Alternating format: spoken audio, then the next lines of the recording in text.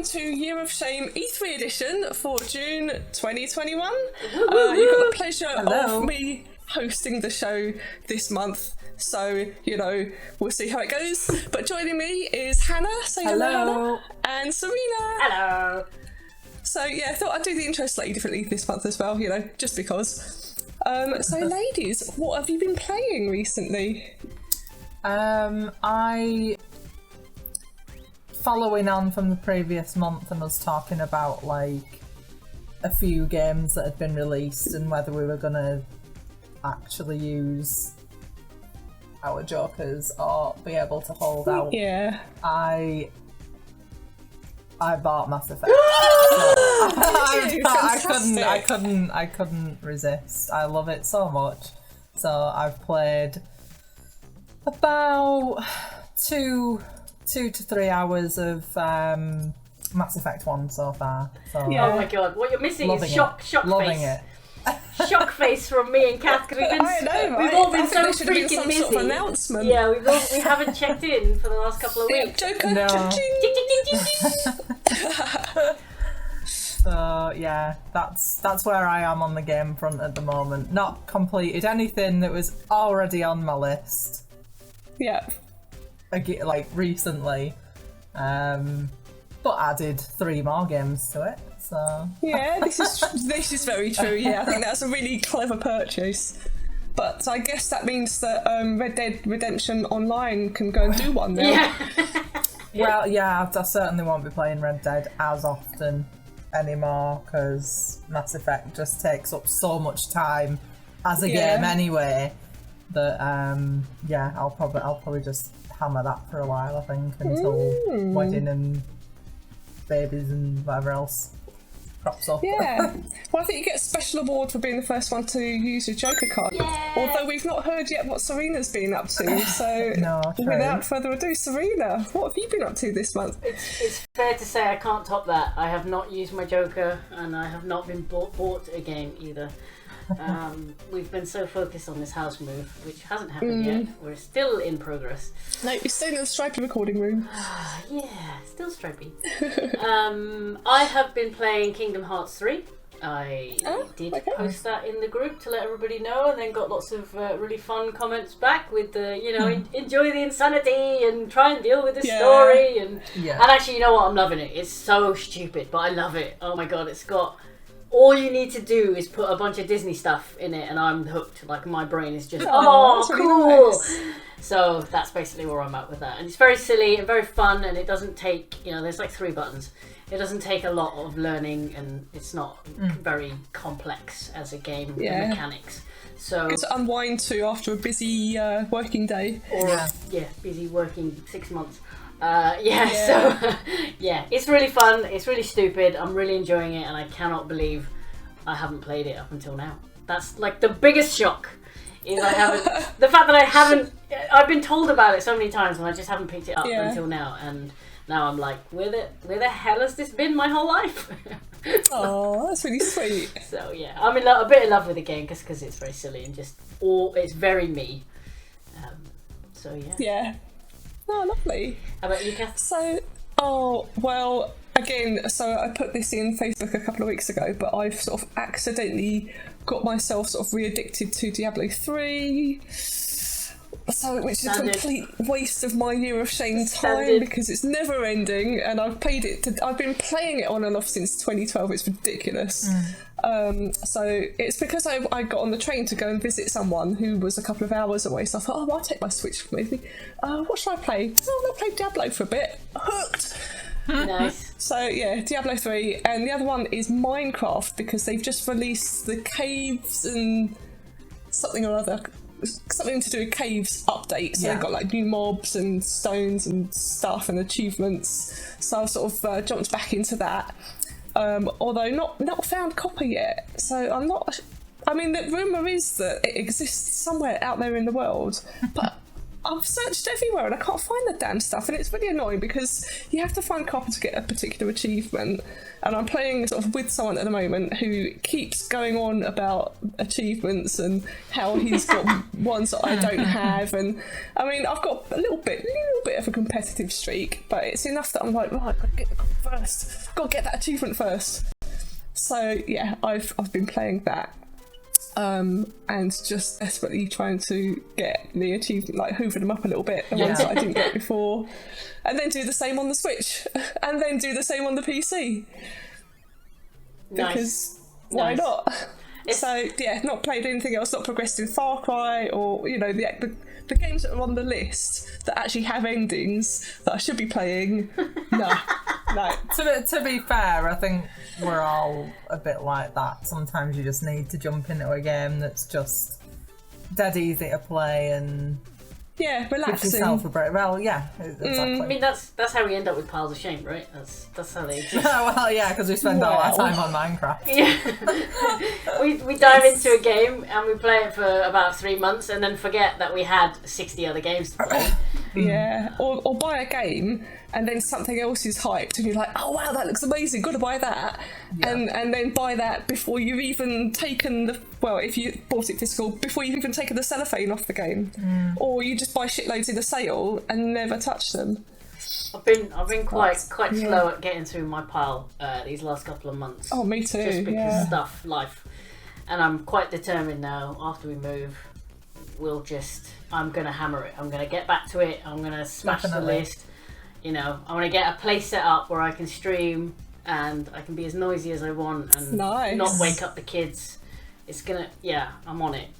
I need to be using like the months I've got now.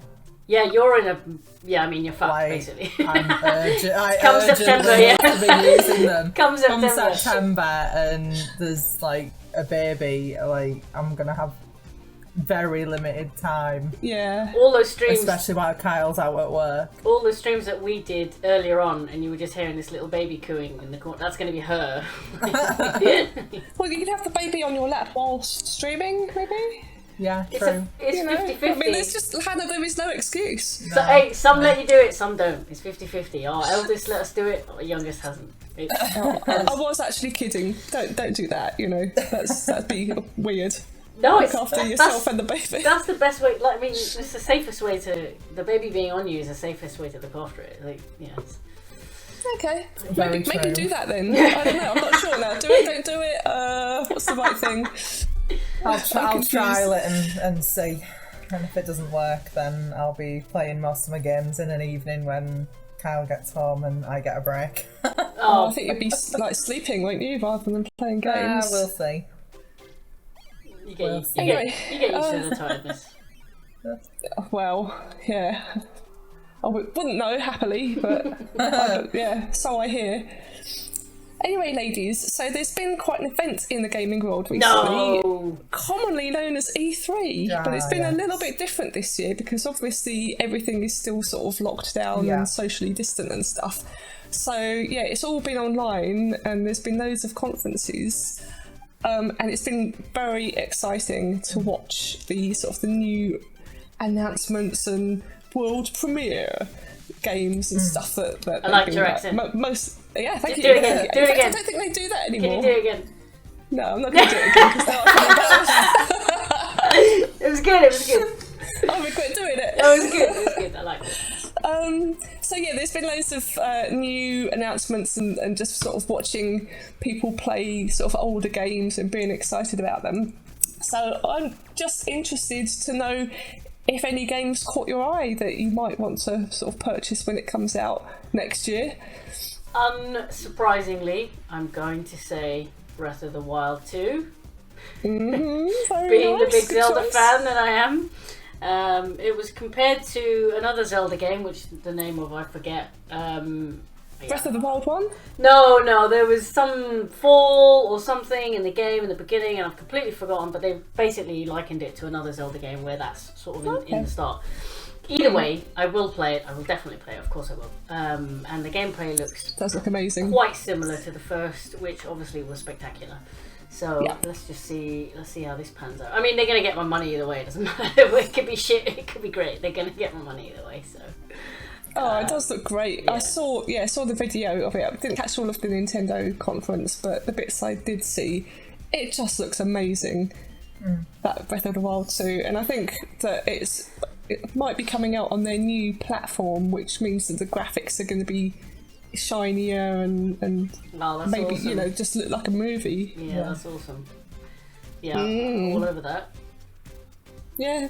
Hannah, did you see anything that took your fancy? We don't tend to follow it too religiously. Like, we won't sit and watch it all night. We're just not particularly interested. We'll just catch a few trailers later on. So Yeah. we watched the trailer for the new Forza Horizon, which we love the current one, and graphically it's like such a stunning game to look at. It looked like it was filmed. It didn't look like a game, did it? The graphics are just amazing, incredible. I've always been into sort of racing games and stuff like that, so we'll definitely pick that up. But I've always been quite a big Halo fan, so I'll probably pick up Halo. And I imagine there'll be people who were interested in we'd watched the trailer for the new Far Cry as well, Far Cry 6, so we'll see. But probably Forza's the only one that I'll absolutely know I'll go and pick up. Yeah, I mean that basically sold getting an Xbox Series X to me, because I just thought this just looks unbelievable. I can't quite believe that this is a game, because everything just looked so perfect. Stunning. They do. It looks amazing. No, agreed. I don't play any driving games, but like the ones that are made for the really high spec machines, and you're just looking at it going, is that a game? What? That looks if they just gone out and videoed it. Yeah. The flight simulator again looked like someone had actually filmed a plane flying, but it wasn't until they sort of changed the scenery and it was the same plane you realise that you're actually watching a game. You totally appreciate what they can actually do now with games. Yes, absolutely. It's just amazing, and I'm just really excited about getting my hand on these new consoles and new TVs and just new stuff. I need to spend money. It's not. I think we can all do that. We can all just spend money on loads of cool toys all over Not this year though. All over that. Saving up for these big spends next year. Well, they might all be accessible by then. Well, yes, exactly. People still struggling to get hold of some consoles. Yeah. They seem to just be almost drip feeding them out in stock now. I know quite a few people that have been able to get hold of them, but it's obviously taken a long time. On Facebook, there's one picture a week or something of someone who's managed to get one of the new the current gen consoles and tag it with you people. But it still doesn't seem like that many people have got them yet. No. And I still check on Amazon now and then to see if they're there, and they never are. Which is probably just as well, because that removes the temptation to actually click buy. Well, that's true. So I'll just add it to a basket. I won't click buy. Just leave it there. And then I'm kind of surprised that you didn't mention Diablo 2, because I saw that and I was just like, oh my god! I think because I've already played it. Oh right, I see. I'm not too bad with it. I'll happily just wait until next year to. Oh, I'm not sure I get will. it. I've not played Diablo 2. I'll be alright. It just got me all excited. Well, you're playing Diablo 3, so yeah. Well, I know, but a new Diablo, even though I think I'm not sure if it was on Facebook or in real life, because the two just sort of blur into the same thing for me, but someone said that Diablo 2 isn't as good as, it was basically Diablo 3 was removed all the problems that Diablo 2 had. So maybe it's a bit of a ropey game or something and it's best avoided. I mean, various opinions always, isn't it? Is your best. I prefer to. It's the same with films and things like that. I just prefer to make my own judgment on things. So if it's something I'm interested in, I'll get it, and if I ended up regretting it in the end, then so be it. But I don't always take other people's opinions to but too much. I don't know if people who've played Diablo 2 said that, so I kind of trust their judgment on it. But at the same time, I just saw it and it was very exciting to see it. Even though the gameplay, it does look like an old game that they've just reskinned. The animation was a bit clunky, but I'm still excited. Yeah. It's still highly possible that I will send my Joker on it. Another game I'd completely forgotten about. Avatar! Okay. I will 100% play this game. I love it. What sort of game is it? It just looks like a really big open world game. It seems to, you're a Navi and you follow the same kind of storyline, I imagine, in the film. The graphics look fucking spectacular. And I think there's sensory elements to it. Like, I feel like you can do some stuff with the controller, which obviously could get super weird at some points. But it seems like it's a fun, actually, just a fun open world game to explore and do shit. And those are the kinds of games I play. Yeah, all over it. Well, again, it looked like a movie. Yeah, because I think that's what confused me, because I wasn't sure what I was watching. The creatures as well. Oh my god. I'm blown away by all the creatures that you can have, and just all the stuff you can do, and all the flying and the fighting and everything just all at once. Love it. Yeah, that one. Yeah, it looked really interesting, but it was strange because of the movie it's based on is something like 10 years old, and more than that probably. Yeah. A lot more than that, I think. Bit of a strange thing to suddenly make a game of. No, they've been doing cakes. Cakes. They've been doing this for ages. Dim sum. They've been doing this for ages. I mean, they're trying to make part 2 and 3 of the films as well, but there's just so much involved with each entire production that I imagine everything just takes so long.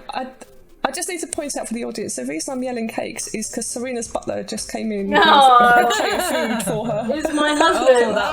And it's so dim sum. It's our dinner. Sorry, I'm tapping everywhere now. That's alright.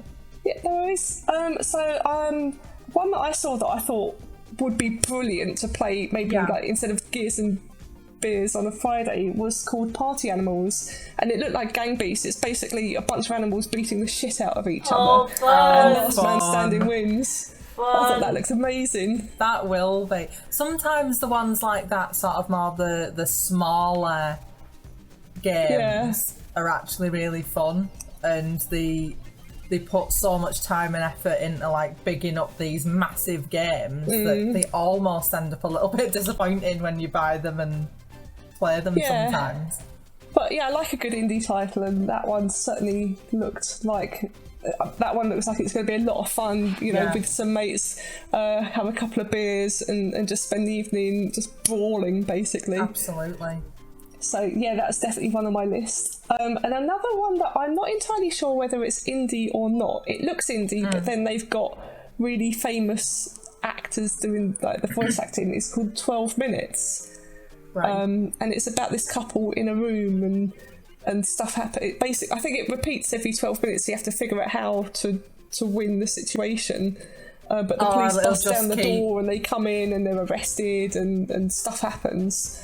Those are fun games. That's more like a whodunit type thing where you just have to problem solving, piece all the things. Yeah, exactly. Together. Yeah, I like that kind of thing. Okay, so were there any shit games that you saw and you just thought, why are they doing this? What is this pile of poo that they've tried to flog? As I say, I don't follow it particularly, so I wouldn't really watch every trailer or anything like that. But obviously, if yous have had a look at a bit more than me, I'd like your opinions on. Well, I'll tell you what you'd avoid.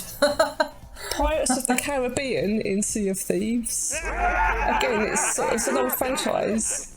It just made me cringe. I just thought they're telling this. I'm not sure if this is Disney or what the hell's going on. hilariously, Serena. hilariously, my friend has just done the mocap for that game. Oh, okay. Yeah, for that. Well, I mean, the mocap's amazing. Yeah. I think Johnny Depp being the pirate guy, Jack Sparrow, I just thought, It's him. I don't know about this. It's just weird. It's him. It's my mate who's just done that. That's pretty hilarious. I should get him on just so we can have a chat and be like, "Oi, what's going on?" That would be that'd be really interesting to be able to talk to someone who does that sort of Be work. like, That would be cool. Cath thinks your game's shit. Tell us about it. Yeah, what are you going to say about that then? I'm sure he'd be well up for that. But it's just like a parody of Pirates of the Caribbean. I mean, the movies weren't that great anyway. Oh, they were great. Don't be silly. It was all silly fun. Bother? It's all silly I mean, fun. they started off all right, and then they just got ludicrous. And I just thought, I know what you mean. Some of the later ones I wasn't particularly interested. Like the first 3 I enjoyed. There were 5, right? After that, it was just a bit. yeah, just not sure about that one. The second one is fucking Slime Rancher. I mean, the first one, which I've spoken about before on the podcast, played it, thought, what the fuck is this shit? I'm basically hoovering up bits of slime and then spitting them out again. Don't even know why I'm doing it. They've made a sequel. Because why not? How can a game like that even like what is idea. the point that you'd need a second game when that's like the premise of it? I don't quite understand that. Well, I guess it appeals to somebody somewhere, but I just thought of all the games that they should make a sequel of, that one is not one of them. So I won't be buying that one. No. And the final one on my shit list is Shredders. And I mean, if Ubisoft weren't releasing Riders Republic, then okay, you know, maybe it looks like a decent game because it's the only one that does that sort of thing. But Riders Republic looks way better. They're not going to be able to compete. What's the point of the game? What's it about? It's just basically winter sports, like snowboarding and like stuff. shredding. Yeah. I get it. Because I was going to say, if they wanted to make it interesting, they need like some animated evil actual office shredders that you can play as and go around killing people in the office. Like, that'd be amazing. Yeah, shred them. Yeah, brilliant. I'd play that. That sounds much more exciting. But I just, saw the video. I just thought, oh, this is like Riders Republic, but less fun. Yeah, why like bother? SSX and things like that. Yeah. So, not keen on any of those ones. Just, don't see the point in them, really. I mean, there are some that I thought, oh, okay, it's Just Dance, which, you know, every year they release a Just Dance. They do. I guess some people really love Just Dance because there's a new one it's like FIFA. Like every year, you know, there's going to be a new one. Yeah. Although this year there were no dancing pandas, so that was slightly disappointing. There was just some strange guy dancing and saying, like, I think he was very excited about the fact that he just danced and made a song and a thing specifically for the game. But I might give that one a miss as well. Are you guys into Just Dance games? They are. No, not really. I mean, as you say, they're just the same. We should try and do like some sort of Just Dance, or like, I think somebody wrote that in one of the questions. Yeah. We should I've got another suggestion. How about we don't? get Rock Band. That'd be so fun. I'd totally do like a competitive Guitar Hero or Rock Band or something. That like I can do that. For a minute there, I thought you were going to say competitive dancing, and I just thought, Hannah, this sounds brilliant. I'll go on a dance mat on my own with everyone else locked out of the house, and the curtains closed, but not in front of people. Yeah, so that leads nicely onto the community questions, which I will read out to you. So the first question we've got is from our friend Steve Gale. So he's asked a couple of questions. I think we probably have answered some of them because they're sort of E3 related. So the one that isn't really E3 related is, so far during the challenge, have you missed buying new games? No. Actually not. No? I think apart from, because I knew all year that the legendary Mass Effect Legendary Edition was coming out, I had a pretty good idea that whenever it came out, I was going to use my Joker on it. So I sort of prepared myself for that anyway. And there was nothing else that I was overly interested in. But no, I'm just not. I mean, I probably don't feel the need to buy anything. Yeah. I probably in a real world would have probably bought this new Ratchet and Clank. Just to play, but right now I would have bought Rust. Yeah, like I don't feel the need to buy it though. Yeah, likewise. I'm not upset because I can't or haven't. No, but there's been nothing other than Rust that has been released. I thought, oh, you know what? I really want to buy that. I think that's worked in our favour, right? It has, definitely. I think if there'd been like a handful of games that I absolutely love to play, or it was a type of game that I knew would draw me in, it'd be a bit harder. But knowing that Diablo 4's got no chance this year, I'm quite chilled. Thankfully, because if they release 2 and 4, well, I'd definitely buy 4 over 2, but yeah, I'm glad that that's coming out next year. Definitely. I predict February next year for that one. Yeah. Okay, so Matt Moore asks, have you any favourite E3 failures from the past, such as Milo, or trying to show what the bottom of an avatar's foot looks like, for example? E3 failures from the past. I mean, Milo is definitely one of my favourites, because it was just weird watching this adult interact with this sort of little boy on a stage. I think generally my favourite ones are when their footage goes wrong, or someone sort of fucks up when they're sort of live demoing something, although I couldn't really name any games off the top of my head that have done that. I remember like Xbox doing something last year or the year before, maybe not last year, it was year before that possibly, where something on stage where basically it just turned into like a dance fest and it just looked really dumb. I don't remember what it was, but it just looked really cringy. Bad. Yeah, it just looked really bad, and it was like, this is what people who don't play games and just do marketing think that gamers want. Yeah. And it's got like zero, attachment or whatever to actual gaming and how we feel when we play games. Yeah. Right, Stuart Whitehouse has got some questions for us. So the first one is about gaming peripherals. Which do you have the most fondness for? And he sort of made a few suggestions as well. So Hannah, he suggested that you might want a fishing rod because you're so laid back. And Serena, he suggested that you might want the rock band drum kit so you can rock out. Nice. I'm all over that. He's suggested a dance mat for me because I can't stop moving. Although, I don't know that I would want to dance. I have to say, he's 100% nailed it on the head. I actually used to learn to play the drums when I was at school. Oh, wow. Nice. But I don't own like a rock band drum set. No. Well, I would though. I think I would though. Like, I'd get it. If I cared about the game enough.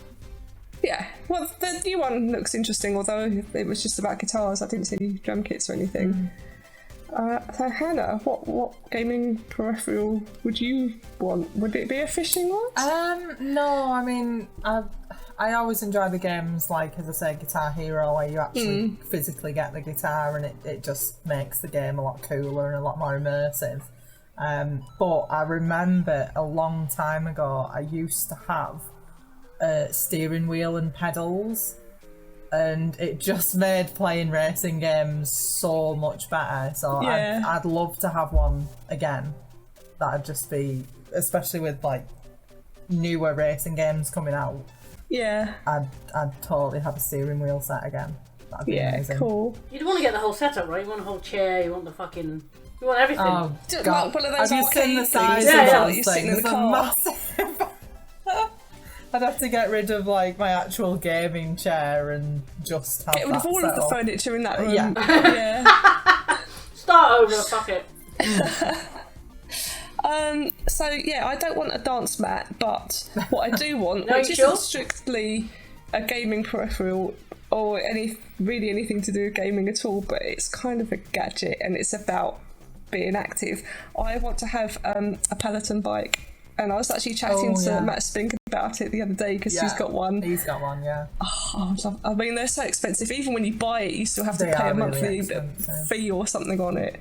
Yeah, is that for like the almost like gym subscription? So it's like the videos and the classes and stuff, isn't it? So you got an amazing bike that's got this sort of big screen on it that you can actually angle round, and you can do all sorts of other workouts, and then you can have like friends and stuff that you can compete against. That's so maybe cool. it's just as well I don't have one. We should all spend a My legs are shitload of probably money full on a Peloton bike so we can all compete. But I would love to have one of those. So I'd swap the dance mat for a Peloton bike instead. Yeah, that would be fun. Okay, so that's the end of the community questions. We've got a very exciting interview with a YouTube stroke Twitch streamer after our chit chat. So yeah, do hang around to listen to that. So just to close off then, ladies, what have you got planned for the coming weeks, game-wise? Silence. No plans. I'm moving house. It's like I've got no literally time. Yeah. Hopefully can crack on with a bit more of Mass Effect, and I'm hoping to maybe stream a few bits as well. I said I'd stream my like my fishing and stuff like that, which I never got around to. I hope you do, due to life. I've very much enjoyed watching you play Cuphead. Yes, so hopefully I can I can get on, stream that, get a bit of competition going with Kyle and my lad Nathan, because they've all got it as well. So I've actually put Bloodborne on my list only to stream it and have. That's the only reason it's there, because there's no way I would ever play that game. So at some point, I promise between now and the end of the year, I will stream Bloodborne, and you can all watch me rage. Yeah, I'm really looking forward to that as well. Make sure I'm shit-faced as well. It'll be great. Yeah, it's quite a fun one. I wasn't sure how I'd feel about it when I played it last time, because I think those sort of games just piss me off because they're just difficult and they're annoying, and I kind of want a bit of I want it to start off fairly easy so I get used to it and the difficulty ramp up, not just be like difficult and confusing from the start. Yeah. Games where there's just a set difficulty and that's it, like are really throw you in at the deep end. Really challenging. So yeah, having said that, I'm streaming Bloodborne this evening. Yes. So I've not played it since the first stream. I don't know why I've decided to stream that one out of all of the ones I could have. It won't be this evening when you're all listening, just so you know. That's right. Unless she decides to actually stream. Couple of weeks ago. Yeah. A couple of weeks ago I streamed it. I hope that you guys enjoyed watching that. Because do you remember when that funny thing happened when I was streaming it? Oh my god, I wasn't expecting that. Okay, well. We've been doing quite well with the Bloodborne streams anyway, right? You've been really enjoying that, so it's been good. It's quite funny. Once you sort of get into it, then it's quite enjoyable, but it's just at first it's very confusing because you don't really, especially when you're trying to sort of talk about what you're doing as well, it's hard to sort of do a commentary whilst also pay attention to what's going on and sort of learn what you're supposed to know to leave that beginning area. Yeah, definitely. Yep. Okay, ladies. Well, thank you very much this evening. It's been lovely catching up with you. Yay. And look forward to chatting again next month. See you later. Bye. Bye. Hello and welcome to the show. Today we've got a very special guest, Hannah Rutherford, aka Lomardia, who is a very well-known streamer. She's got over 1 million viewers on YouTube and she's also on Twitch as well. So hello Hannah, how are you doing? I'm good, thank you. Enjoying the lead up to E3. well, you know, the associated stuff that's going on. So loads of exciting new. I probably shouldn't be saying this on the Year of Shame. Bit of insider knowledge. Just exciting new games upcoming. But obviously, right. the challenge is going to be a really big challenge this year, I think, in terms of new games. Yeah, well, to be honest, the availability or lack of availability of the consoles has been a massive help, because obviously they're still really difficult to buy. Yes, I was incredibly blessed to actually get one from PlayStation UK. So I'm in a super privileged position where I'm able to try the exclusive games out, like Returnal and the Demon Souls remaster, which again adds to the temptation of like there's more things to try. Absolutely, yeah. Well, I mean, I've been watching all like the state of play stuff from PlayStation, and yes, it just looks amazing. I'm really excited about when I do finally get that PS5 next year. But yeah, looks amazing. Very excited about E3 as well. Not really. I've been trying to sort of avoid watching the stuff on YouTube from IGN and places like that, just because I kind of want it to be a surprise, like what they're going to announce and stuff. No, exactly. Because I'm going to try where I can to stream some of it live. Oh, lovely. So okay. I do want that reaction. Absolutely. So, what's your YouTube channel so that people can watch your sort of live reactions? Well, it's actually over on Twitch mainly. So there's a load of older stuff there actually now, because I've been doing content we're going on 11 years now. So that's more of the older stuff, and I'm doing a lot more things over on Twitch now, and I have for a couple of years. So it's twitch.tv/Lomadia, LOMADIAH. Yeah, I have to think about that. Oh my god, Friday nights. So yeah, some of it I'll be able to watch live, and what we also generally do is if we can't watch it live, so a lot of the state of play things are quite late at night in the UK. Yeah. So I generally say that we'll watch it the next day as the first thing we do before we go into whatever game we're doing, so people can pop in and see what it is and then just go about their day if they don't want to watch whatever it is we're playing.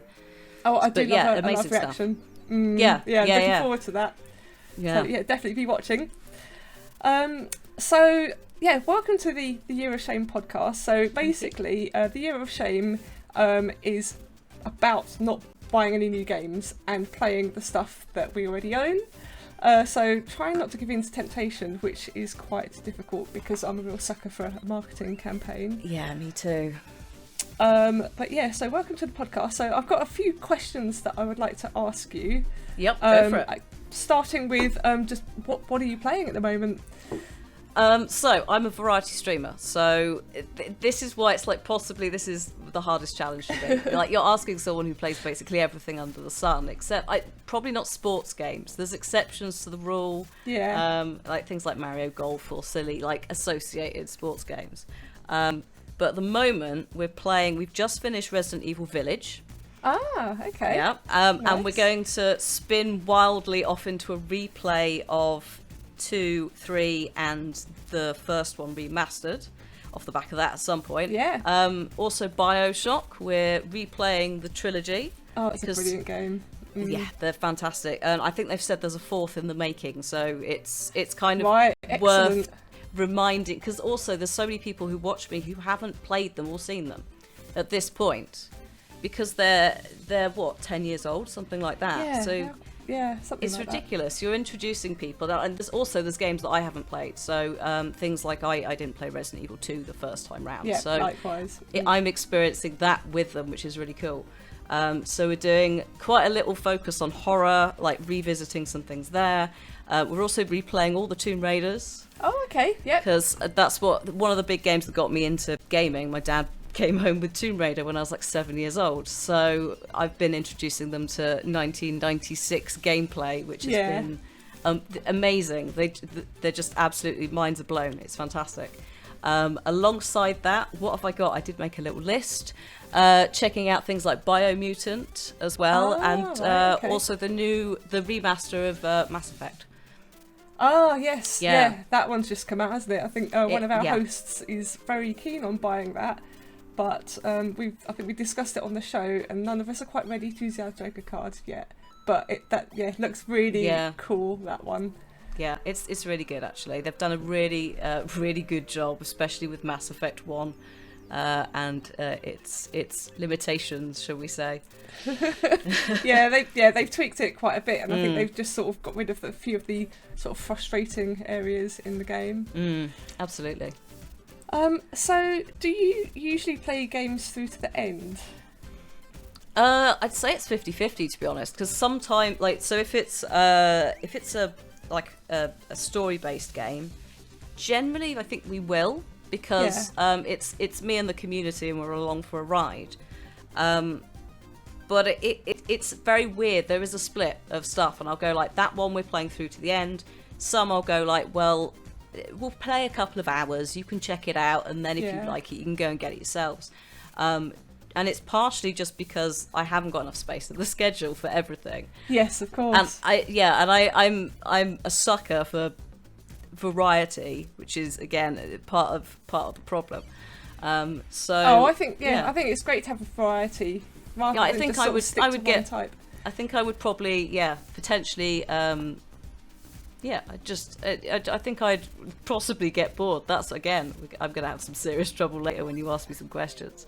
But yeah, I think it's a lot of fun, and we have a good time checking things out. I would say that on the whole, if it's a heavy story-based game, we probably will commit to it.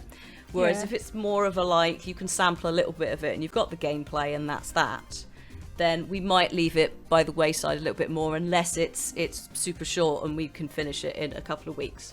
Because it'll be potentially once a week we'll check it out. So it's not like we're going to smash through it in several days.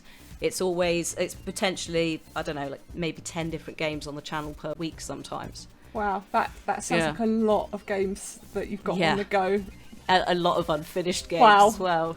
Because, I find, certainly from my experience of just having a couple of games on the go, it's difficult to sort of remember the control system. So the combat, you really have to sort of pay attention and know what to press and when. So especially if you're playing across multiple platforms as well. Yeah. So sometimes it's fine. So sometimes it's muscle memory. So at one point, I think I was playing. It would have been something like the Horizon Zero Dawn DLC, Breath of the Wild, and I want to say maybe an Assassin's Creed DLC. Yeah. All of which were on different platforms with different controls. And it was a case of just going, the first hour of the stream, everybody, is a write-off, because I was doing things like I would jump off of a cliff in one of the games thinking I had a glider from Breath of the Wild. Or I just absolutely, at certain points I completely confused things like parry and block. So it does happen, but I have found that kind of streamlining certain games onto certain platforms helps. So it's the PlayStation, especially because I've got the 5, is generally where I would have a controller-based game. So an RPG with Assassin's Creed, or something like Biomutant, where there is this combat system that works better with a controller. I'll try and get them all on the same button scheme at least, so I might have a hope. But I am notoriously bad, and my chat will agree, at doing things like parrying. Generally, we won't do parrying. Right. We'll just do dodging, and we'll just hope it's fine. So I guess Bloodborne isn't one of those games then. No. We try again. That's one of the things I got with the PS5. They sent me Demon Souls. Right, and I was like, well, now I am actually morally obliged to play it, because it would be really rude to have a copy and just not, because it also digital code, etc. So it's it's tied to the account. Yeah. So I'm like, well, I'm just sitting on this, so I have to play it. And I did a boss. Okay, well that's pretty good. Yeah, and we ran and looked at 2 others and went, that's a big guy with a shield. We'll maybe not do that. And it's probably something that I will end up going back to and trying to chip away at. But I am notoriously impatient in combat games, so I'm more of a button masher. Than I am an actual calculated player, it's a beautiful game. So it was actually okay just being constantly murdered. It's like, well, just look at the particle effects and this and the dragons and just how amazing the weather is. Yeah. So it kind of did pay off. But I did at one point very early on when I was making content rage quit out of Dark Souls. Really? It's just like I did like 2 videos, and then there was another video that was just why Hannah isn't playing anymore, and it's just me dying. It's just I fell off of things. I managed to jump off a tower in a boss fight, and people were like, "There's no jump button. What? How have you done this?" I'm like, I don't know. So I just me and fighting games or any of those games where you do need to be really skilled. Let's say. Yeah. Useless. Yeah, I found The Witcher quite frustrating because Yeah. seemed quite tactical, that combat. It wasn't sort of arcade style where you could just No. sort of fall out of the way and then, get a couple of hits out and then roll out. Yeah, it's just too tactical with oils and poisons. And, Yeah, no, it's too much high maintenance. I can't be bothered. Like, it's just too much effort. yes, definitely. It's too far. I don't mind all the other stuff. I loved going around and going like, hello, tell me what's the problem. Like, where did you see it last? Yeah. Oh, it's got to be that.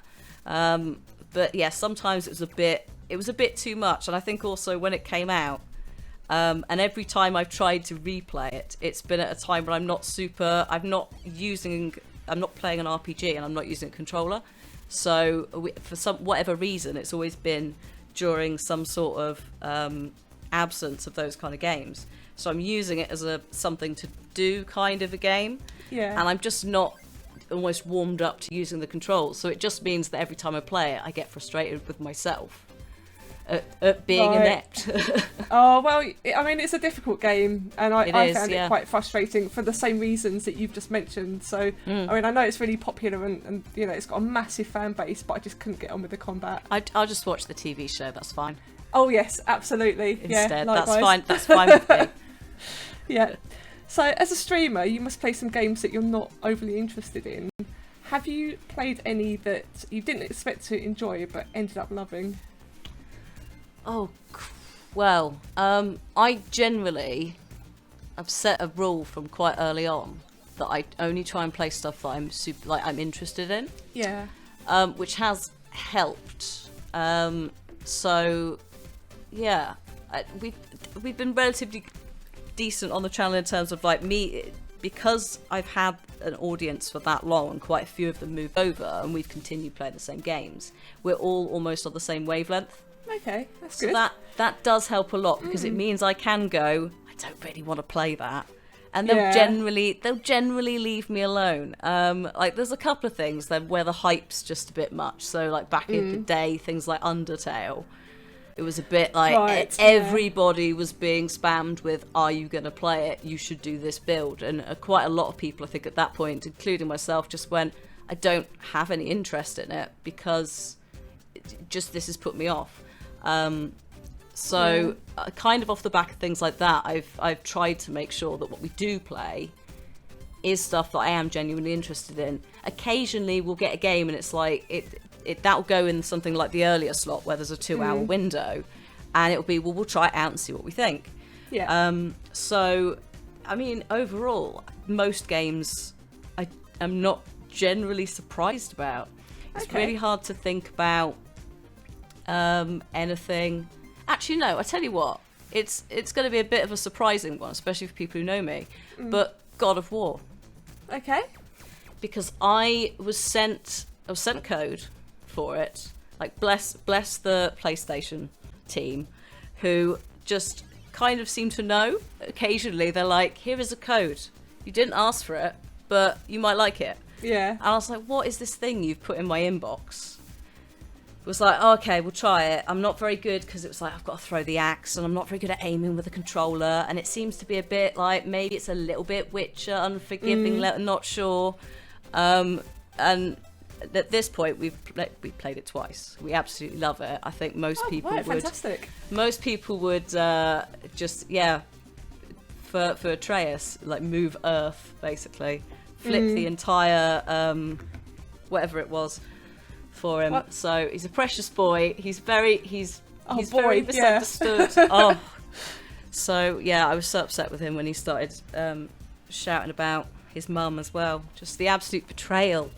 We all got so invested as a community. It was really, and I think that part of it was because we were so surprised there was this story behind it. Yeah. And I've got quite a lot of Scandinavian viewers as well who are really up on their Norse stuff. Right, so they were like, cool. that person who has that's no spoilers for people, but that person is that person, and that means that this person might be this, and that means that we might be like, and just they were absolutely into it. They were loving it.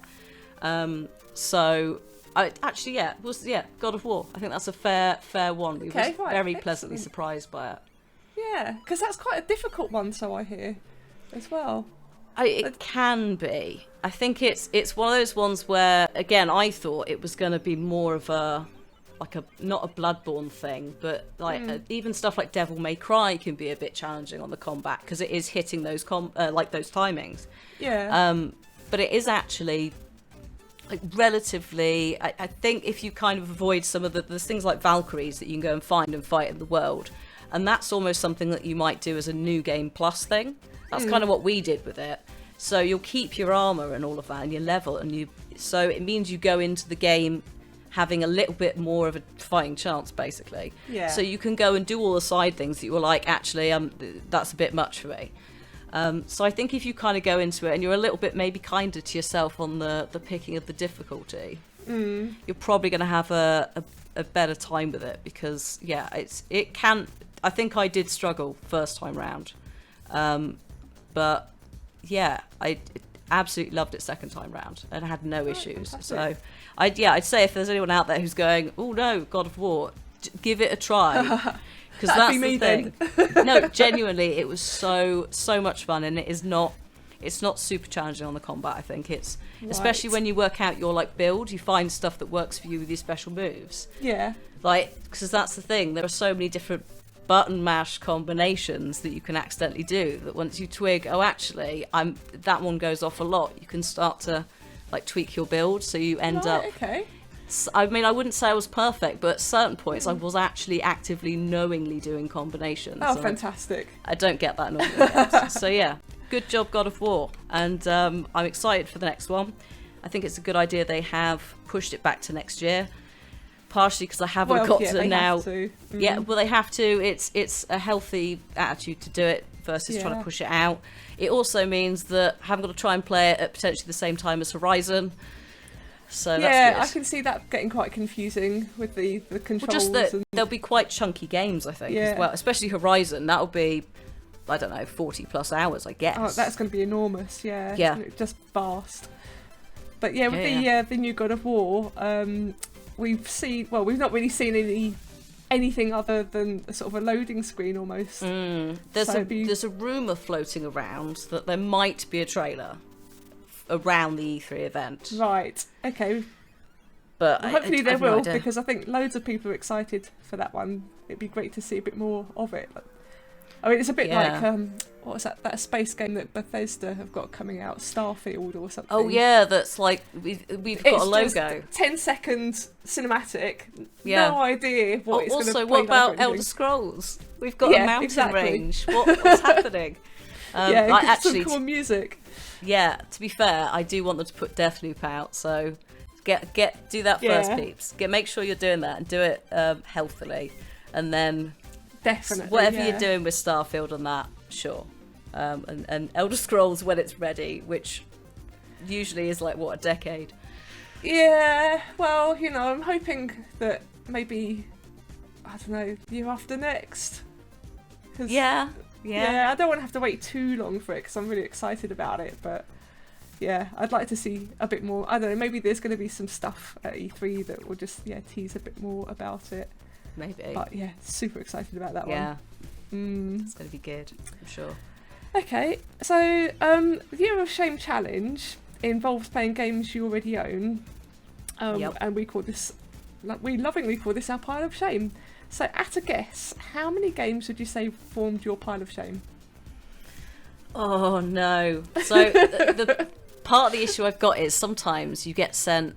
So if we're counting everything I've ever been sent, there's things like at one point Sega was sending people, like content creators, their entire like sports bundle, which is like 150 games. Okay. It's all the small ones as well. Yeah. So, oh no, I think I think it's something ridiculously high, like 75% of them, to be honest. Like, I'm sure there's so many just floating around in the ether as well, because it's like there's probably stuff on an Xbox account somewhere that's never been finished. I imagine it's going to be a huge amount for you. But... Yeah, especially variety content for 11 years, and that's going to be, we're talking definitely hundreds, maybe thousands. I've no idea. Oh no. Okay. So I mean, if you did ever do the sort of the Year of Shame challenge, you'd be fine. You've just got an endless number of new games that you could play. Oh yeah, no, exactly, and then revisit so many classics I've got as well. Yeah. So, which is what we're doing anyway. So yeah. Sorted. It's brilliant. We have to definitely check that out. So participating in the Year of Shame has been great for enabling me to play through a lot of indie games and enjoy some really amazing, memorable stories.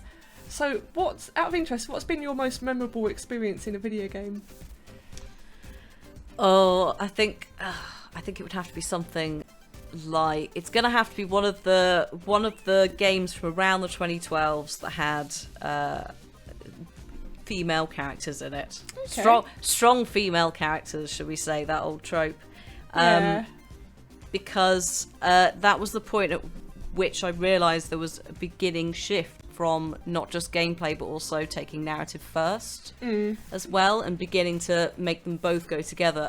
Rhianna Pratchett, who worked on Tomb Raider, the first two in the second reboot trilogy, did a really, really brilliant BAFTA talk the year before the first one came out, and she said about how that shift was beginning, and she talked about how they were doing it and how it went together.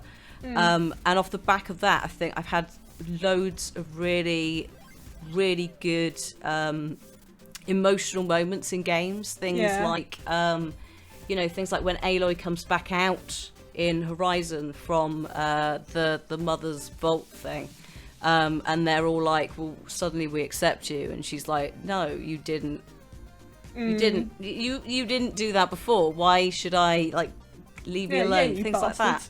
Yeah. Things like Clem's growth in The Walking Dead and the attachment to Lee.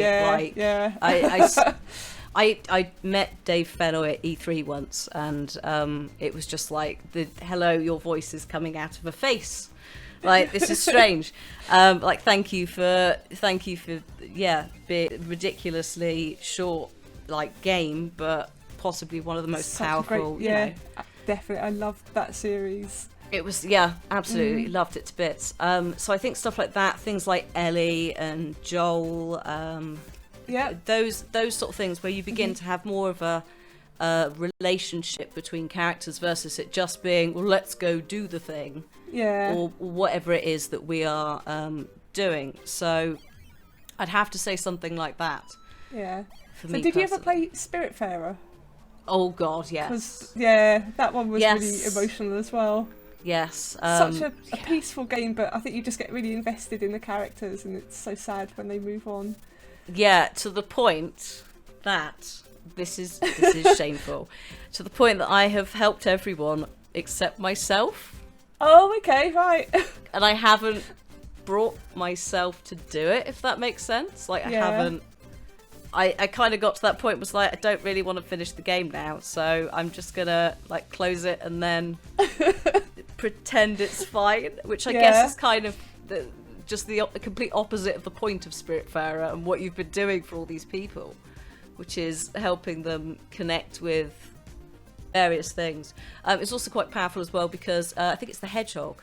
The hedgehog that has some level of dementia. The grandma. Grandma, yeah. Spoilers, sorry. Sorry, my gran has Alzheimer's, so it's that's quite I began to twig quite quickly what's happening. Yeah. So at that point, it was like, well, you're getting priority now. It's going to be you're going to be moved on. Just because it was like, that's the one I connected with. But that's an absolutely beautiful game. Also enjoying things like Cozy Grove for a similar vibe. Right. Which is basically, people are saying it's like a cross between Animal Crossing, Stardew Valley, Spiritfarer, and a few other things. And you're a scout who looks after basically ghost bears on an island. Right. And what platform is this? So I think it's on PC and I think it's on Switch, and I got it on the Switch. So when I finish the streams, go downstairs, have some dinner, sit, watch the TV with my other half, maybe do a little bit of Cozy Grove, check in on the locals, like go what's the daily thing you need, check the plants, do a bit of baking. So that's super wholesome, and they've all got stories behind them as well. And I think that there's a couple of different. There's a bear that's got a wheelchair, and there's also a couple of other different stories from different characters that are quite diverse, and it's interesting. Yeah, it sounds it, but unfortunately I'm going to have to wait till next year to play that one. But it sounds very cool, and I think I will be checking it out because I loved Spiritfarer. It was such a lovely game. Yeah, it's beautiful. Okay, so when it comes to buying games, so in the challenge we can purchase a single game, which is called Playing a Joker card. So although you get a lot of games sent to you, if you were only able to buy a game, like one game this year, which game would it be and why? Okay. So let's say like you don't get sent any more games this year. Oh, but no. but they, if you could buy one, what would that be? Is it from January to January, or is it from now through till? Let's say it's from now year. through till June next year. So it's like a year. In that case, it will be Horizon Forbidden West. Okay, interesting. So why that one? Because I've been waiting for it, basically. Because it's another of those like strong female characters. It's Aloy. It also taps into that like Tomb Raider, we're going to go adventuring, and all the kind of stuff that I really like in games.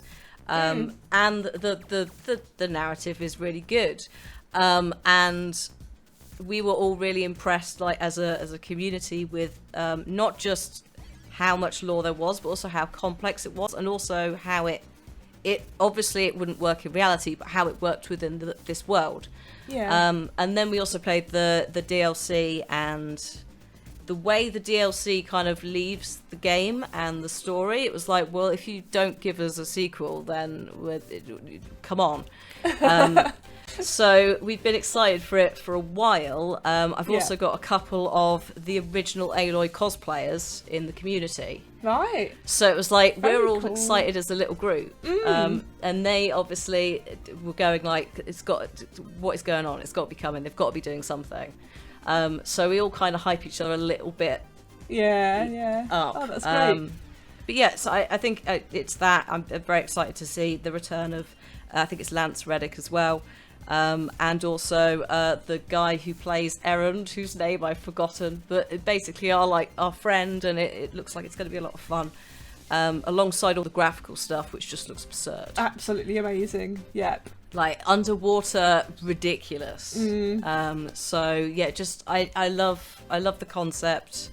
Again, it's that like very early Tomb Raider exposure at the age of 7 has set me as like let's do an adventure, let's just go off and explore these things. And the fact that it's old civilizations kind of, and you're finding out things and going into holes in the ground and that, it just appeals, I think, on like multiple levels, and it's just a lot of fun to play with a community as well as personally really wanting to play it.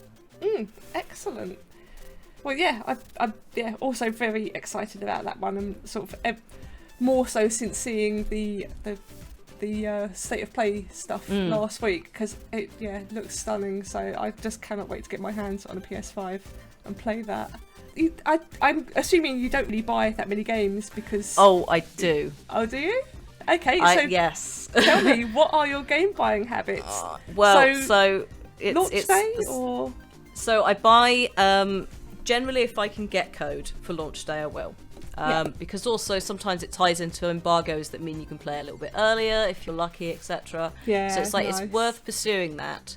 But there will be a couple that I will buy outright, because I know either it will be potentially a nightmare to get code, or it's potentially something like the Nintendo Switch is a nightmare to get codes for, because it has to all go through Nintendo, I think, anyway. Yeah. So a lot of the time, instead of it being that the devs generate the codes, I think it has to go up to a few different other processes just because it is their specific store. So sometimes it is getting a little bit better, and generally the indie games are really good with it. But things like I bought Cozy Grove because I was like, I'm probably not going to play it on camera. This is going to be my thing. So I was like, buying that. Exactly. I bought Overboard, which was not the older Overboard, but there's a brand new narrative game from Inkle, where you basically are trying to get away with murder on a cruise ship. And it's like reverse Agatha Christie. It's brilliant. So they sent me a code for PC, and then I had such a good time with it, and it was such an affordable price. And I had some coins on the Switch to get money off anyway. So I was like, I'll just buy it, because then it's supporting you as well, because you're a small studio, etc. So the Switch is like quite a serious issue in terms of my like wallet levels, because if I have a nice time with the code on PC, I'll probably go, well, we're not going to carry it on camera, lads, but I'm going to go and buy it and just play it by myself. So screw all of you. I'm going to have a lovely time. And then, generally, I end up doing that. So well, I'm glad that you do that, because, it's important. I mean, to not just be working all the time, to buy games because you've enjoyed them and you just want to play them in your own time as well. Yeah. Oh, yeah, absolutely. And I will never say no to a sale as well. So if there's a big old sale on, I will also have a little hunt there, because you never know what you can find. Well, yes, exactly. Yeah. Especially with like the free weekends and that you can get sometimes on like the Epic launcher and that. You can just redeem it and you've got it. So you're like, well, Batman was ages ago. They gave away like the Batman trilogy. I was like, well, I'll have that. Yeah. Because at some point I will want to play it. Fantastic, because I think I had it on like console before, and Xbox 360, and God knows where the discs are. So yeah, fair enough. Okay, so do you like when you've bought a disc game? This is probably a thing of the past. Do you like to keep the discs, or do you pass them on and sort of share them with other people so they can enjoy the games as well? Overall, I keep them.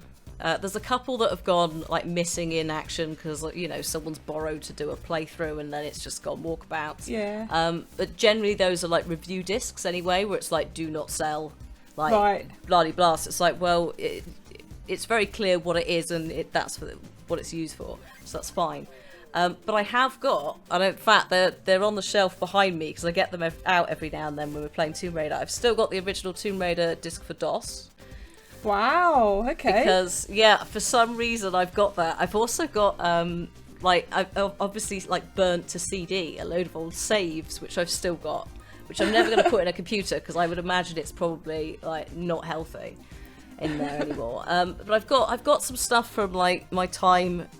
I've got things like Sims expansions, like the Sims 2 and things like the Prince of Persia Sands of Time trilogy.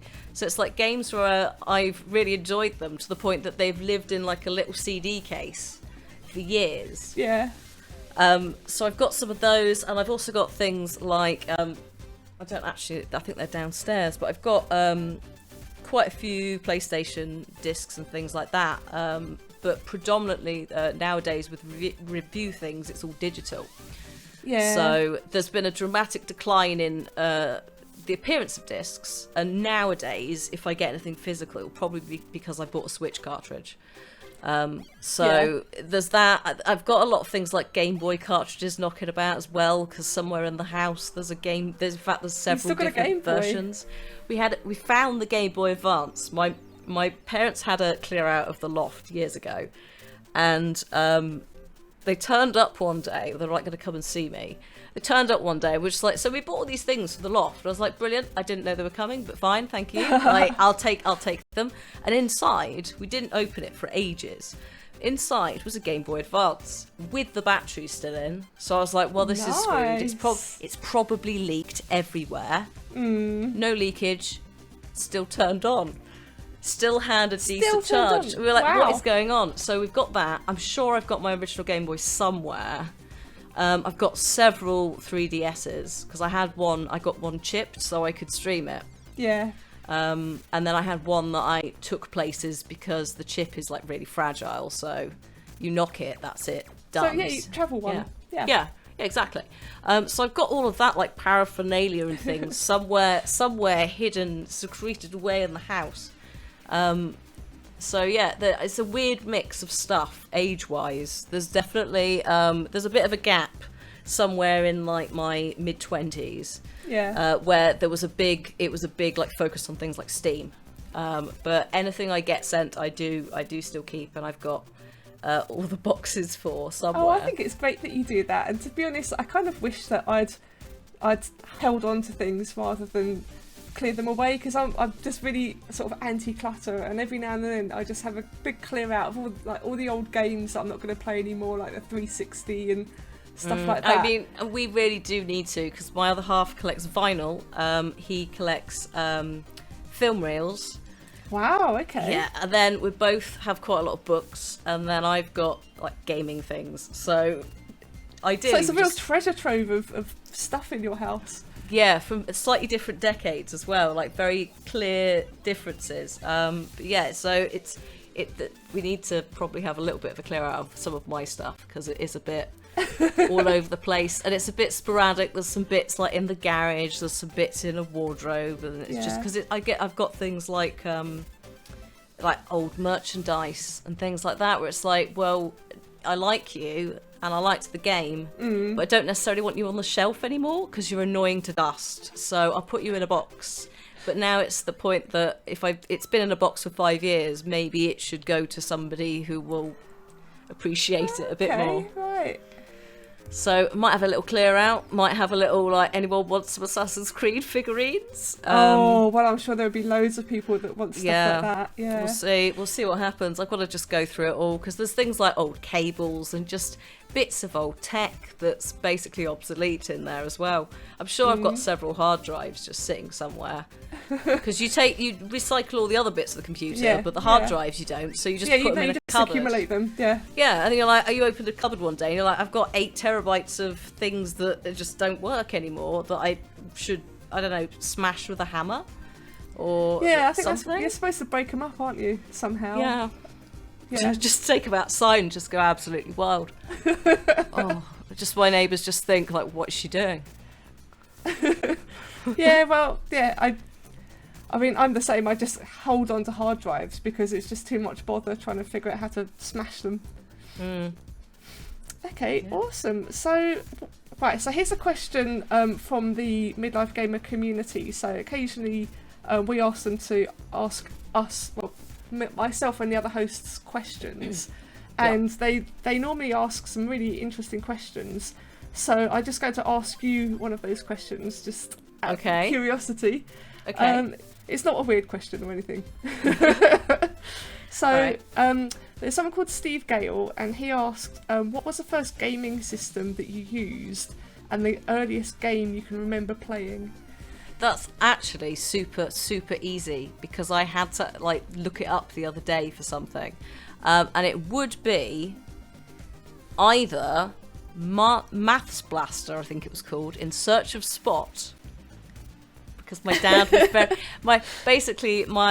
my mum was like, gaming, computers, like, we've got it. My dad did design engineering, so the computer was already in the house. Yeah. And then I think he wanted to play games, but wasn't really allowed, because it wasn't the thing that an adult did, or whatever, so he would basically like enable me. So he started with educational games, including Wild Science Arcade, which is about like getting a ball into the exit, but the ball has different properties depending on the room, like physics-based puzzle stuff. Like it might be cold or something. The Maths Blaster game, which was basically solve the puzzles to win. There was a ridiculous like Luigi Goes Round the World game where Mario got kidnapped. It's I can't remember what it's called. Mary Got Kidnapped, and you would go around the world to different locations, and you'd have to go to the tourist desk and like answer some questions about where you were. So like, for example, if you were at the Great Wall of China, you'd have to answer some facts that you'd picked up from wandering around the streets. Okay. And then it's really weird, but eventually you would then save Mario. So he started with things like that, and then we had things like Jill of the Jungle, which is a side-scrolling DOS based game, which it's like a proto Tomb Raider almost. Yeah. If you were a side-scroller. So a little bit of that, a bit of Tomb Raider, and then just throw in there the wonderful 18-rated horror game, The Seventh Guest, which is a FMV puzzle game with it's a play on House on Haunted Hill and things like that, where a load of guests get invited. You're the seventh guest, and everyone's died in the house, but maybe you can get out, kind of a thing. Right. So that's my starting base, and kind of they all turned up in very close succession of each other. Yeah. So you can kind of see why I'm just all over the place now when it comes to gaming, because it's just like Dad's just throwing things at me. I think at one point he also gave me Diablo 2. Oh, fantastic! So, brilliant what a choice. dad. Yeah. But I was definitely too young for it. Oh, so, okay. yeah. So that was definitely one for him. That was Yeah. more of a I'll just watch her and make sure she's okay, but actually just playing the game. So yeah, just a weird mix of all of those kind of things just meshed together. Because we had the PC, we also had all of those like demo discs and things. Yeah. So stuff like there was like gambling games on there. I'm pretty sure there was like a Duke Nukem game and just stuff that probably shouldn't have just been on a disc or a floppy disk actually that I could just plug in.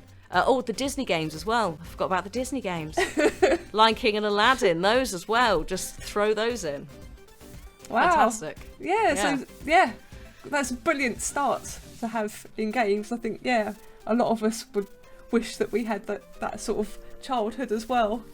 Diablo 2 and what have you. Yeah. Very, very lucky. Yeah, absolutely. But yeah, good on you. So I'll just ask you one more question. Yep, sure. And this is a question from Daniel Payne.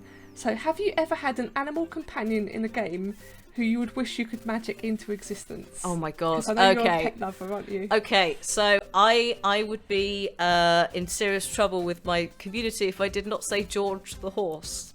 Who's George the horse? George the horse started out, I think it was Assassin's Creed 3. And because everyone's called like Charles and Haywood and that, I was like, oh come on George, we'll name you after the because it's the king is George, like it's during the Civil War, etc. Yeah. So I was like, well, we'll call you George because we're British, and we'll just like rampage around in the snow, George. And unfortunately, George has fortunately and unfortunately, George has persisted through. So anytime we get any kind of mount, it is George or a play on George, unless it's some sort of giant cat, in which case it's called after my cat, my other half's cat, Libby. Oh, that's nice. So, because chat love her as well. Everyone loves Libby. Ridiculous creature. She's beautiful. Is that your big fluffy sort of? Yes. Yeah. Yeah, she's gorgeous, but she is very beautiful. loud and very opinionated. So obviously, Twitch chat love her. Yeah. And we've got George the horse, who once in one of his many reincarnations was a camel. And that was his most beautiful form because Assassin's Creed Origins mocapped a camel in and it destroyed I was going to everything. ask if it was Assassin's Creed, You could summon him and it would just be, he'd just go plummet, like everything, like stalls gone, people gone. It was just like, how are you this ridiculous? Things like you'd summon him and he'd be on like a hill the other side of a valley just going, what? I'm here. It's like, I can't reach you, you stupid thing. So, I'm here, woman, you come to me. Yeah, no, he's a character. It just seems to be I'm cursed with this slightly, I guess, entitled horse every time I play and there's some sort of steed. So, yeah, it would have to be probably George the horse. Although I wouldn't have anywhere to keep George the horse. So maybe he could be a little horse.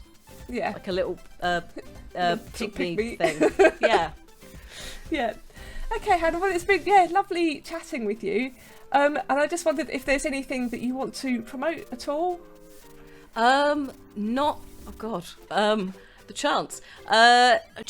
We're streaming Monday to Friday. It's usually sometime between 12 and 2 I start, and I go on till 7 p.m. UK time. We play all kinds of games. I put the schedule out on the channel, which is Lamadia, twitch.tv Lamadia, on Sunday nights usually, so you can check out what I'm doing. But usually we're playing a mix of things, so come and have a look. If you don't like horror, there'll be something else, or if you do like horror, then there's that. So we've got loads of things going on. Sounds incredibly organised. It's like a swan, like smooth on the surface, just absolutely like legs kicking underneath. I'm glad it appears to be organised. Oh yes, absolutely. Well, I've seen, I've had a look at your Twitch stuff and Twitter, and yeah, you've got a lot of lovely graphics and things. So yeah, it does appear to be very organised. Thank you. I try. So yeah, well done, you and whoever your team is. Congratulations. It's literally just me. Just you. Me on my lonesome. Well, you did a great job. So yeah, please do keep it up. Thank you. Thank you for having me on the show as well.